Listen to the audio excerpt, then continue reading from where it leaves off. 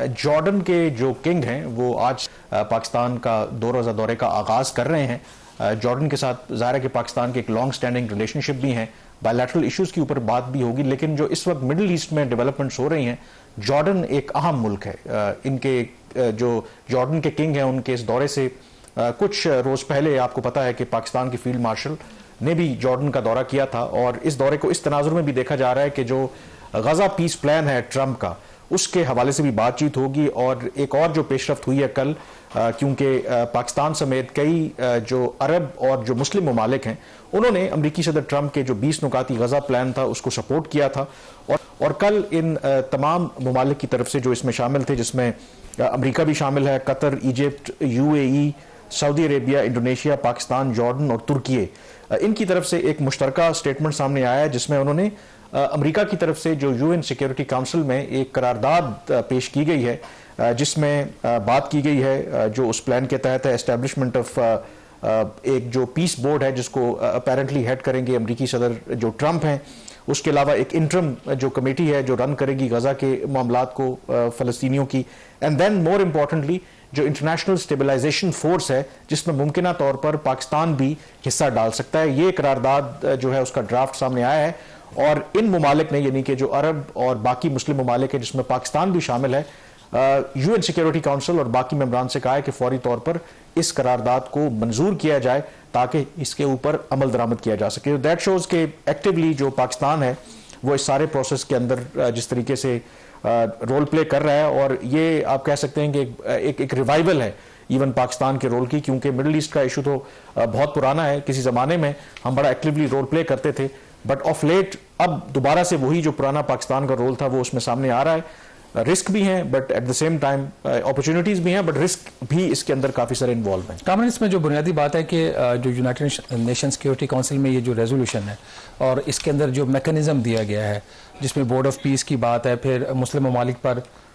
मुश्तमिल जो है वो एक इंटरनेशनल फोर्स बनेगी जो वहाँ पे पीस कीपिंग का काम करेगी, ये बुनियादी बात है। लेकिन क्या इसके ऊपर आप समझते हैं कि यूएन सिक्योरिटी काउंसिल इसको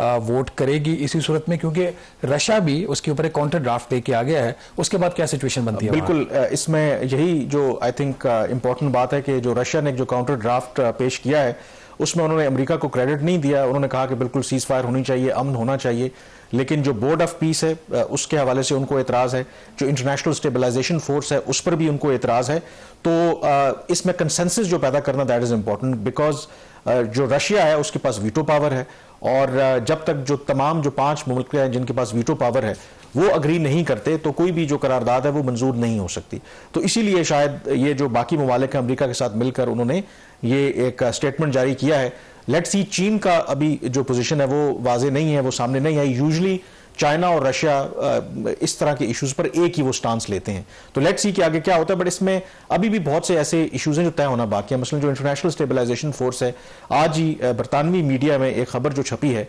उसमें कंसर्न्स भी हैं बहुत से ममालिक के, क्योंकि उनको ये लगता है कि अगर वो एक्टिव वॉर जोन में होंगे तो कैजुअल्टीज भी हो सकती हैं, और पाकिस्तान के लिए भी ये कंसर्न वाली बात है। तो उसमें ये एक प्रपोजल भी सामने आ रहा है कि ग्रीन जोन एक बनाया जाएगा जिसमें कोई कॉम्बैट या कोई इस तरह की एक्टिविटी नहीं होगी, और ये जो फोर्सेज हैं मुमकिना तौर पर जो इंटरनेशनल स्टेबलाइजेशन फोर्स है वो सिर्फ उस ग्रीन जोन में ही ऑपरेट करेगी। एक्टिव जो एरिया है जहां पर अभी भी इजरायली फोर्सेज मौजूद हैं वहां ऑपरेट नहीं करेगी। तो लेट्स सी, क्योंकि इसमें अभी तक जो पाकिस्तान है, कल भी दफ्तर खारजा से ये सवाल हुआ था तो उन्होंने यही कहा कि अभी तक पाकिस्तान ने इसके हवाले से कोई हतमी फैसला नहीं लिया, but the way Pakistan actively जिस तरीके से सारे प्रोसेस को सपोर्ट कर रहा है, एक्टिवली इसमें शामिल है, तो ये कोई हैरानकुन बात नहीं होगी कि एवेंचुअली पाकिस्तान भी उस इंटरनेशनल जो स्टेबलाइजेशन फोर्स है उसका अगर हिस्सा होगा। तो बट अभी बहुत सी चीज़ें इस वक्त तय होना बाकी है। और इसमें एक और जो रिलेटेड डेवलपमेंट है, क्योंकि ट्रंप के आने के बाद जो दुनिया की जो फॉरेन पॉलिसी उसका नक्शा बदल गया है।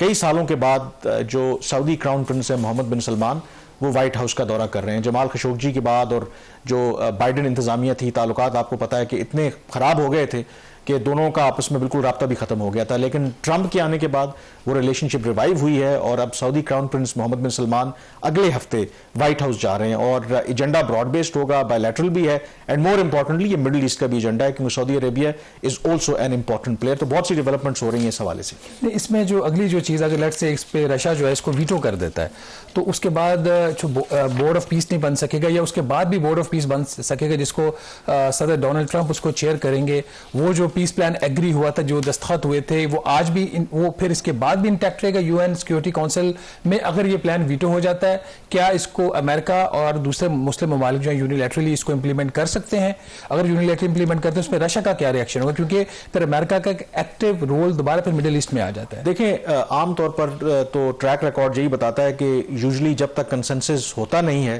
क्योंकि इसमें करारदाद तभी पेश की जाती है जब कोई कंसेंसस हो, तो कोशिश तो ये की जाएगी कि जो भी कंसेंसस इसके हवाले से किया जाए और ये वीटो ना हो। और अगर